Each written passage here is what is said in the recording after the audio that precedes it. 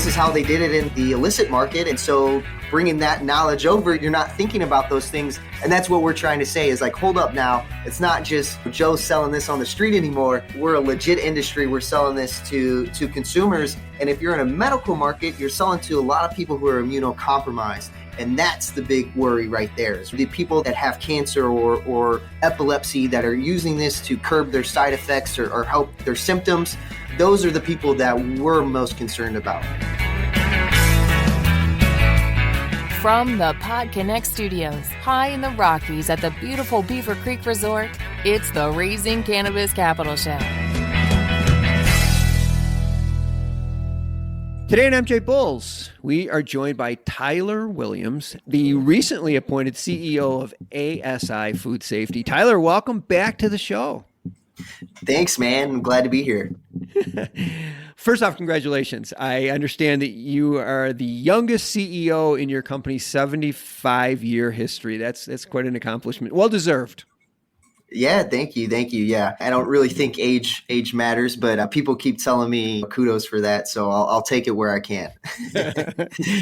Well, it's a major accomplishment, and you're being humble right now because you've done a lot of work to get you to this spot where we are right now. We have a lot to talk about, and so I'm just gonna jump right in. When I go to a grocery store, I'm never wondering if this food is safe, and that's because there are standards.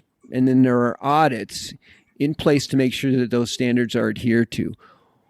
And that's what I want to talk about today. And that's because you're an expert at this. And so I want to really take a deep dive into that. Before I do, let's talk a little bit about your company, or I should say companies, plural. How are they set up? What each company's role is within the organization? At the top of the food chain, if you will, is our company ASI LLC. That's our holding company. Okay. Underneath that, there's three separate legal entities. We refer to them as divisions. The first one is ASI Food Safety, where we conduct all of our audits and accredited certifications. Then there's ASI Training and Consulting. It does exactly what it says in the name, is training and consulting. And then we have ASI Global Standards. And ASI Global Standards is a standard developer, and that's where CSQ, my baby, Cannabis Safety and Quality, our cannabis standard that we developed for the industry, kind of sits underneath that, as well as other standards that we develop for various different industries, whether they're emerging industries or longstanding industries. So your organization would be responsible for setting those standards and then making sure that through the audits that those standards are being adhered to. Back to my grocery store story. Even though I don't worry about it, occasionally you'll hear, say, for instance, lettuce. There's a recall on lettuce. And that's pretty common. It's unfortunately, you hear at least once a year. Are we starting to see the same thing with recalls in cannabis? Yeah, exactly that. I tell people, and especially from the standard developer side, we're licensing that standard out to other certification bodies as well. And a big question that I get all the time is, well, this is very risky. It's a new market. Cannabis is kind of in a gray area. And how I explain it to people is there's risk there, yes, of course, but I would say it's less risky than food. And the reason being is because if we have a food recall, let's say Kraft or somebody, those are thousands of products across thousands of stores across several states.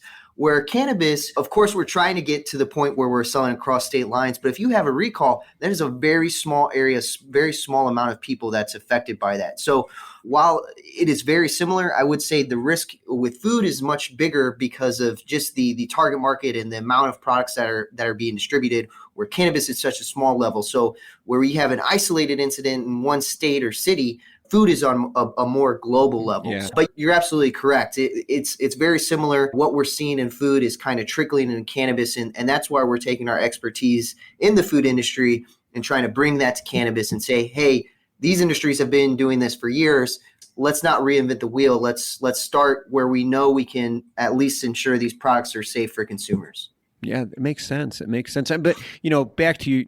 Even though it's not across nationwide because of the way that our industry is built, it's still very expensive and disruptive for a company to have one. So it's really in all companies' best interest to have these standards in place and to be certified, because that could wipe out a company. Absolutely. And the big guys can handle it a little bit better than the little guys. And so that's one of the things that we're trying to kind of change in the industry, where you have these big MSOs who they have experienced people coming from pharma, coming from the food industry, coming from dietary supplements. So they're used to implementing these types of standards, right? So they're already got the wheels in motion. Now it's time to not focus on the big guys and focus on the little guys, because those are the ones that I'm worried about, right? The mom and pop craft grow that really doesn't know what they're doing. They're trying to do the right thing, but they just need a nudge in the right direction. And so now it's trying to convince those smaller operators the importance of this, because you're right. If they have a recall, their company could go just flat out broke and be out of business. Whereas the big guys, they'll get a black eye. They'll pay a lot of money in lawyers and insurance and this and that. But it's the small guys that are really taking a hit if there's an issue. I'm going to continue on this thread for just a second longer. If you're a small craft grower and there's a recall, not only the cost of the recall, but the continuing cost of the public would be recognized. And I'm going to revert back to a story that I don't even know I'm not sure if you told me this, or where pre-rolls were pulled off the shelf because the company used people to lick them to get them. So if I knew that company did that, I may never buy from that company again. No. And actually, I think that company is no longer in business. Speaking of that, and I think it was not just that incident, but a couple of other incidents as well. And I believe that was up in Michigan. But you're 100% right. And that's a great example of it's probably one of those things where this is how they did it in the illicit market. And so bringing that knowledge over, you're not thinking about those things. And that's what we're trying to say is like, hold up now. It's not just Joe selling this on the street anymore. We're a legit industry. We're selling this to consumers. And if you're in a medical market, you're selling to a lot of people who are immunocompromised. And that's the big worry right there. So the people that have cancer or epilepsy that are using this to curb their side effects or help their symptoms, those are the people that we're most concerned about. We talked about the complexity of our industry. Every state's a little bit different. And I'm assuming that the standards in each state are probably a little bit different. And this leads me to recent news. There's something that happened in Missouri. They recently issued a new emergency standards change. Can you tell us a little bit about that? Yeah. So Missouri, this is my home state, by the way. So we're now rec. So if you would have asked me this 10 years ago, I would have said Missouri recreational cannabis, no way. But we did it. We've got an awesome association here that put that together. So kudos to them. But yeah, so the emergency rules just came out a couple days ago, actually. And they are actually requiring all of the existing medical facilities as well as all of the new micro businesses that will be coming online for rec to be certified to various different industry standards, CSQ being one of those. So ISO is another one, ASTM, for example, is another one. So if you're familiar with standards, ASTM and ISO are very involved in the cannabis industry as well. This is the first time that CSQ has been actually written into the rules. And so we're glad to see that and glad to see Missouri is seeing standards and certification as a way to pass the burden on from state regulators to private industry to make sure that these guys are doing what they're supposed to be doing. Because on our side of it, we've been doing this for years in food and pharma and dietary supplements. So why not use these types of experts to go in and make sure these facilities are doing the right thing? Yeah, we talked about it with produce. It's pretty commonplace. We want to be like everybody else, so we need to do it the way everybody else does it. Because a lot of our listeners are investors, are always looking for opportunities. Are any of your divisions or companies in the raising mode, or is there any potential down the road where people can participate in your organization? Yeah, so we just went through a merger, so I think we're good for now, but I will leave the door open. So if anybody wants to reach out to me, feel free. But yeah, I think for the time being, we're good, but I'll always listen to offers.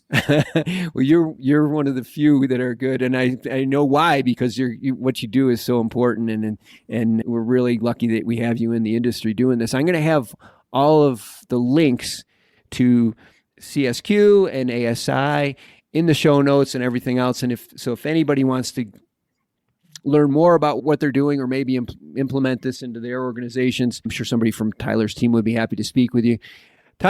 Thanks again for being on the show. It's great to catch up. And also thanks for keeping us safe. This is a really important thing that you're doing. Yeah, thanks, man. Anytime.